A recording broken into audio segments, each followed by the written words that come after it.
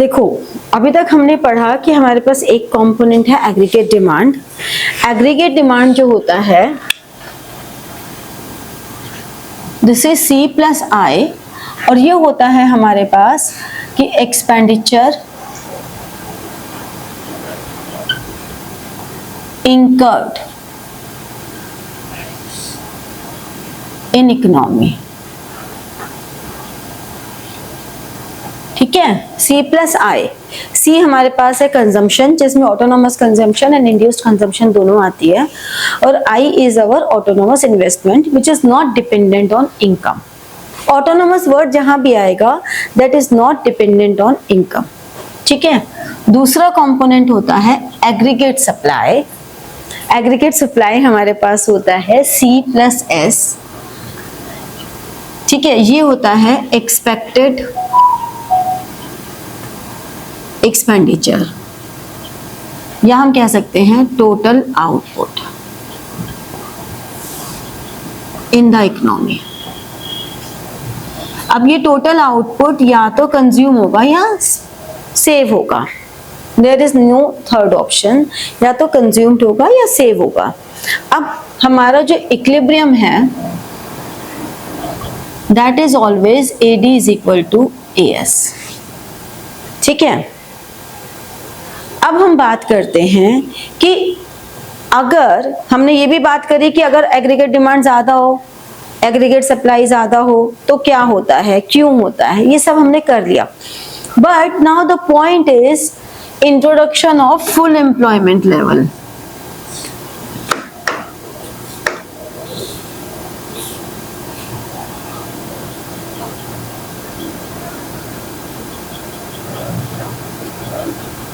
Full employment level. Full employment level is that level where all the available resources in the economy are fully employed.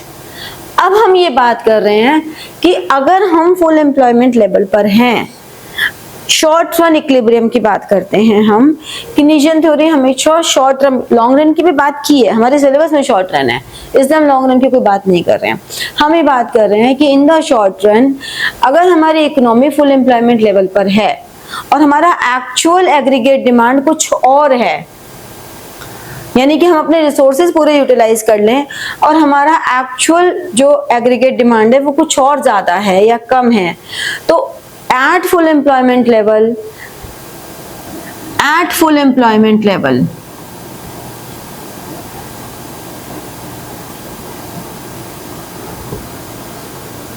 when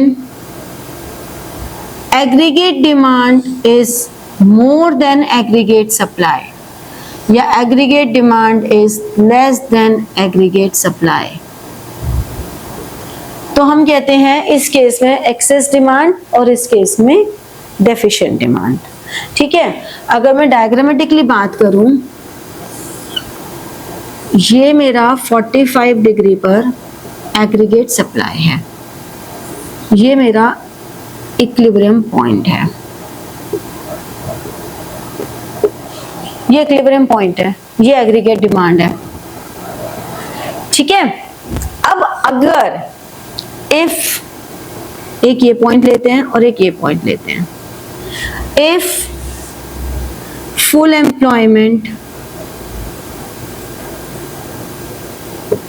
eight OY0, अगर हम कहते हैं कि full employment OY0 पर है, तो OY0 पे यहाँ पे क्या हो रहा है, देखो एग्रीगेट डिमांड क्या हुआ है, एग्रीगेट डिमांड ज्यादा है एग्रीगेट सप्लाई से, तो एग्रीगेट डिमांड ज्यादा है तो this is a case of excess demand. लेकिन इफ, तो यहां पर हमारा aggregate demand is more than aggregate supply. अगर यही aggregate full employment level Y2 पर है, तो Y2 पे क्या हो रहा है, ये वाला पोर्शन, यहाँ पे क्या है, एग्रीगेट सप्लाई ज्यादा है, एग्रीगेट डिमांड कम है, तो यानी कि aggregate demand is less than aggregate supply, this is the deficient demand. अब क्योंकि हम बात कर रहे हैं फुल एम्प्लॉयमेंट लेवल की, तो अगर यहाँ पर एट OY0 पे हमें फुल एम्प्लॉयमेंट मिल गया और डिमांड अभी भी ज्यादा है, तो हम तो फुल एम्प्लॉयमेंट लेवल पर आ चुके ना, हम तो अपने रिसोर्सेज का फुलर यूटिलाइजेशन पे लेवल पर आ चुके। अब अगर डिमांड ज्यादा भी है तो ना तो हम आउटपुट में कोई चेंज कर सकते हैं ना एम्प्लॉयमेंट में कोई चेंज कर सकते हैं, क्योंकि हम तो ऑलरेडी फुल एम्प्लॉयमेंट लेवल पर आ गए। अब ऑलरेडी अगर हम फुल एम्प्लॉयमेंट पर हैं तो we don't have any option to increase output और इंक्रीज एम्प्लॉयमेंट। हमारे पास एक ही ऑप्शन बचती है कि प्राइस इंक्रीज कर दो, क्योंकि प्राइस इंक्रीज करते ही डिमांड डिक्रीज होने लग जाएगी।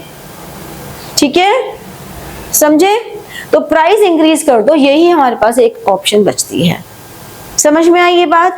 कि अगर ये एक इंपॉर्टेंट क्वेश्चन है जो आपके हमेशा आता है किसी न किसी फॉर्म में, MCQ या फुल फॉर्म में। ये चैप्टर लेंदी है, लेकिन इसमें से कुछ टॉपिक्स ऐसे हैं जो आते ही आते हैं, 100% आते ही आते हैं। अब ये बात और है कि वो MCQs में आता है, 3 मार्कर में आता है, 6 मार्कर में आता है, क्योंकि 12 नंबर का चैप्टर है, हर वैरायटी के क्वेश्चन आते हैं। ठीक है, तो हमारे पास एक्सेस डिमांड के केस में कोई ऑप्शन ही नहीं है।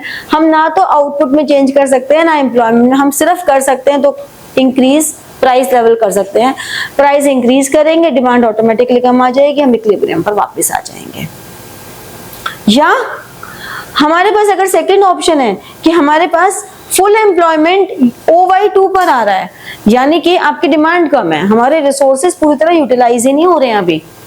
फुल एम्प्लॉयमेंट तो वहां जाके अचीव करेंगे, हम उससे पहले इक्विलिब्रियम पर आ गए। समझ रहे हो? फुल एम्प्लॉयमेंट यहाँ पर है, ये फुल एम्प्लॉयमेंट है, जबकि इक्विलिब्रियम तो यही है। तो ये वाला जो पोर्शन पूरा आ रहा है, ये वाला पोर्शन तो अभी हमारा अनयूज्ड बचा है, यानी कि हम डेफिशिएंट डिमांड के केस में अंडर एम्प्लॉयमेंट इक्विलिब्रियम पर हैं। हम अंडर एम्प्लॉयमेंट इक्विलिब्रियम पर हैं, हमारे रिसोर्सेज पूरे यूटिलाइज नहीं हुए, उससे पहले ही हम इक्विलिब्रियम पर आ गए यहाँ पे।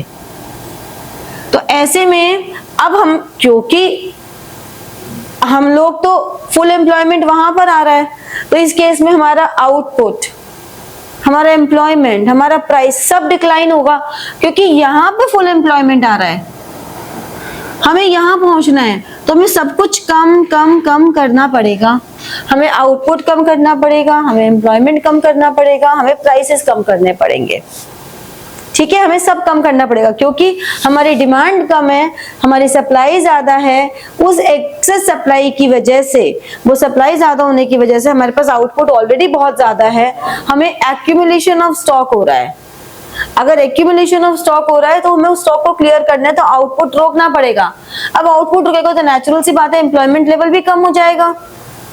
वहां पर ऐसा नहीं लगता कि वो जो बच रहा है उसको किसी भी तरह से वही, हाँ, जो बच रहा है, जो हमारे पास एक्सेस स्टॉक है, जो स्टॉक बच गया, उस स्टॉक को क्लियर करने के लिए हम आउटपुट को रोक देंगे ना। फिर अब हम उस आउटपुट को रोकेंगे तो हमारी एम्प्लॉयमेंट लेवल कम होगा, एम्प्लॉयमेंट लेवल कम होगा तो लोगों की परचेजिंग पावर कम होगी, तो हमें प्राइस भी कम करना पड़ेगा।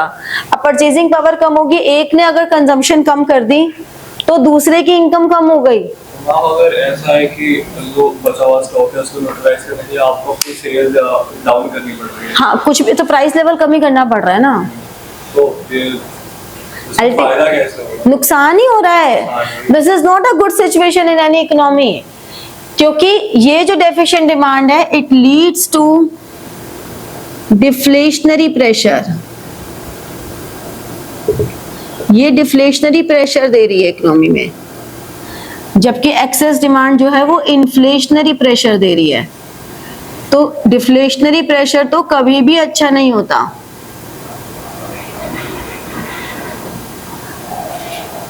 खराब ही स्थिति है, क्योंकि मैंने कंजम्पशन कम की, मैंने अपनी स्पेंडिंग कम कर दी, मेरी स्पेंडिंग कम हुई, इसकी इनकम कम हुई, इसकी इनकम कम हुई, इसकी स्पेंडिंग कम हुई, इसकी स्पेंडिंग कम हुई, दूसरे की इनकम कम हुई, मतलब चेन बन गई पूरी, क्योंकि पूरी इकोनॉमी सर्कुलर फ्लो पे चल रही है। एक की इनकम कम होगी, दूसरे की कम हो जाएगी। तो ये जो चेन चल रही है, इसकी वजह से ओवरऑल इकोनॉमी पे नेगेटिव इम्पैक्ट आएगा। ठीक है, इसी को हम कहते हैं paradox of thrift. Paradox of thrift कैसे काम करता है? एक पैराडॉक्स है, फंस गए उस थ्रिफ्ट में, मैंने सेव करना ज्यादा शुरू किया, I save more, I consume less. ठीक है, if I save more, I consume less. If I consume less, my expenditure will decline. My expenditure will decline. Other person's income will decline. Other person's income will decline. उसका expenditure कम हो जाएगा. Then other person's income also decline. Other person's expenditure decline. ये पूरा circle चलता रहेगा और ये पूरा सर्कल जो चल रहा है, this is called paradox of thrift. Paradox. इस पे शॉर्ट नोट लिखने को आ जाता है।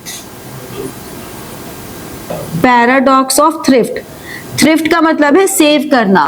तो इस सेविंग के विशियस सर्कल में आप फंसते चले जाते हो और इकोनॉमी में ओवरऑल जो इकोनॉमी का लेवल है वो डिफ्लेशनरी लेवल पर आ जाता है, which is not good for an economy.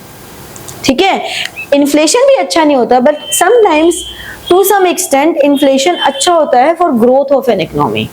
किसी भी इकोनॉमी को अगर ग्रो करना है तो उसको इन्फ्लेशनरी प्रेशर पे काम करना ही करना पड़ेगा। ठीक है, समझे? अब ये जो कॉन्सेप्ट है इसको हम एक और दूसरे डायग्राम, तो एक ही डायग्राम पे मैंने दोनों बता दिए, इन डायग्राम को हम दो अलग अलग डायग्राम भी बना सकते हैं ऐसे, जैसे कि ये 45 डिग्री है, ये एग्रीगेट डिमांड है, ये एग्रीगेट सप्लाई है, ये OY0 है और हम कह दें कि ये फुल एम्प्लॉयमेंट लेवल है। तो ये एक्सेस डिमांड हो गया, इसका ये 45 डिग्री है, ये एग्रीगेट डिमांड है, ये इक्विलिब्रियम लेवल है और हमने कहा यहाँ पे फुल एम्प्लॉयमेंट लेवल है। तो हमने यहाँ पे इसको बता दिया इन्फ्लेशनरी प्रेशर, इन्फ्लेशनरी गैप भी कहते हैं इसे हम, ये इन्फ्लेशनरी गैप हो गया और ये वाला जो पोर्शन है ये डिफ्लेशनरी गैप हो गया। This is one way of expressing through diagram. ठीक है, there is another way of expressing diagram, जहां पे हमने कहा कि यहां पे ये हमारा एक्चुअल है एग्रीगेट डिमांड, जबकि ये एग्रीगेट डिमांड हमारा फुल एम्प्लॉयमेंट पर है। ये एग्रीगेट डिमांड फुल एम्प्लॉयमेंट पर है। अब ये अगर फुल एम्प्लॉयमेंट पर है तो अब हम क्या कर रहे हैं कि इसकी वजह से, क्योंकि ये देखो यहां पर ये गैप आ गया, हमारी aggregate demand at full employment level, ये हमारा फुल एम्प्लॉयमेंट लेवल इक्विलिब्रियम है। तो इस फुल एम्प्लॉयमेंट लेवल इक्विलिब्रियम पे actual aggregate demand is high, यानी कि ये एक अनदर एक्सप्रेशन है कि एग्रीगेट डिमांड जो एक्चुअल है that is more than aggregate demand जो फुल एम्प्लॉयमेंट पर है। तो एग्रीगेट डिमांड जो एक्चुअल है that is more than the aggregate demand at full employment level, so this is excess demand या inflationary gap.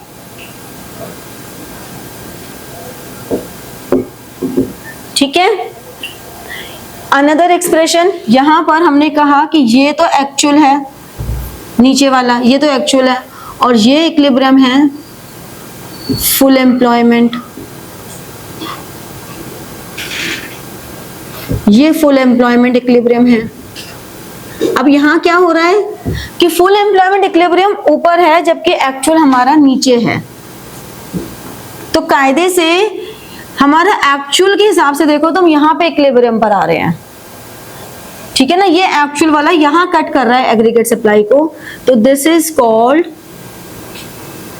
Under employment equilibrium. ये under employment equilibrium पर आ रहा है और जो ये गैप है EF, यहां पे भी हम कह सकते हैं EF। तो ये वाला जो गैप है, ये गैप हमारा क्या है, डिफ्लेशनरी गैप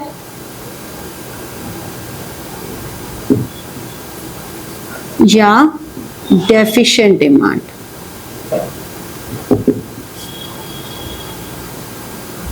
ठीक है, तो एक ही बात है, एक ही कॉन्सेप्ट है, उसको बोलने के तरीके अलग अलग चल रहे हैं, एक्सप्रेस करने के तरीके अलग अलग हैं।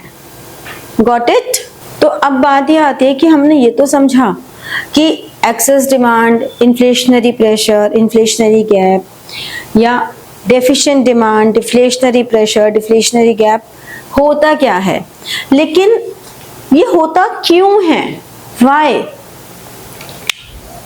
हमने कहा व्हाई एक्सेस डिमांड, यानी कि AD is more than AS, या व्हाई डेफिशिएंट डिमांड, ये सिचुएशन अराइज क्यों हो रही है? भाई ये सिचुएशन है क्या? ये सिचुएशन है कि परचेजिंग पावर, यहां पे परचेजिंग पावर इज हाई। क्यों है हाई? ड्यू टू, हो सकता है पब्लिक एक्सपेंडिचर,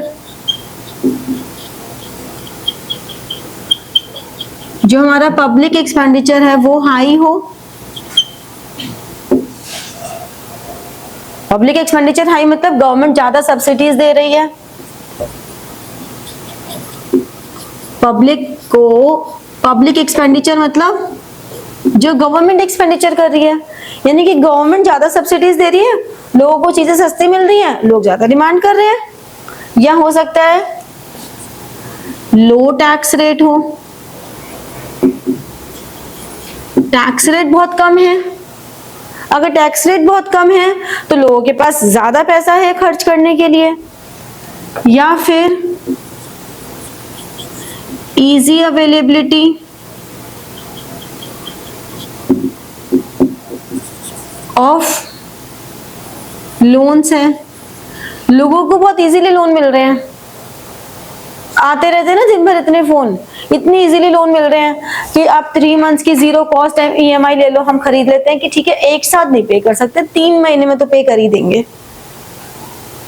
तो लोगों की स्पेंडिंग बढ़ जाती है ना उससे, क्योंकि उनको इजीली लोन मिल रहा है।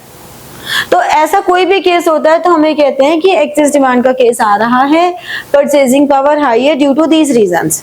ऐसे यहां पर परचेजिंग पावर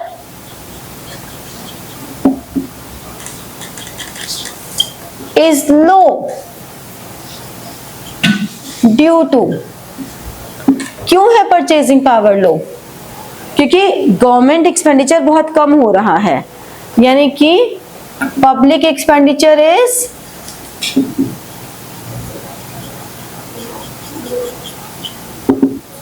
लो, यानी कि लेस सब्सिडीज।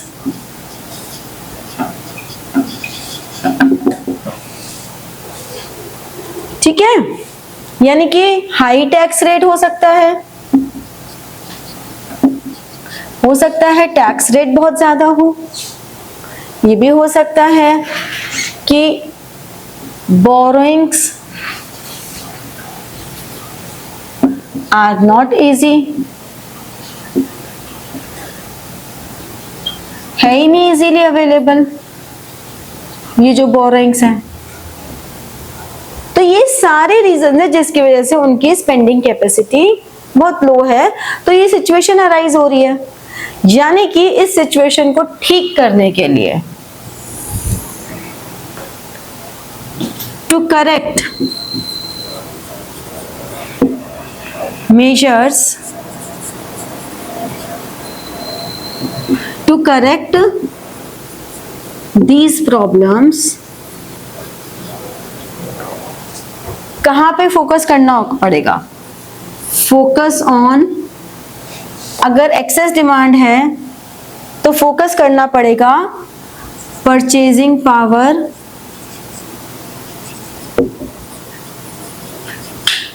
नीड्स टू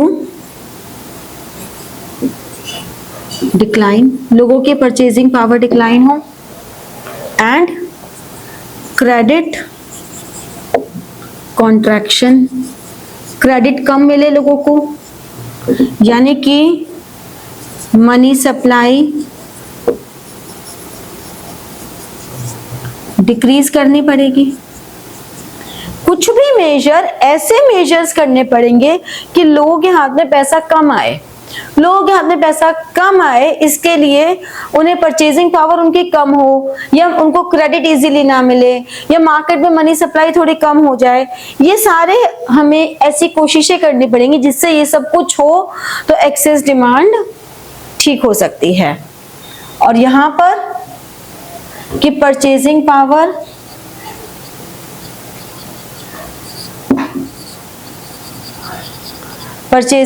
क्या हो, purchasing power needs to rise, credit expansion होनी चाहिए। ठीक है।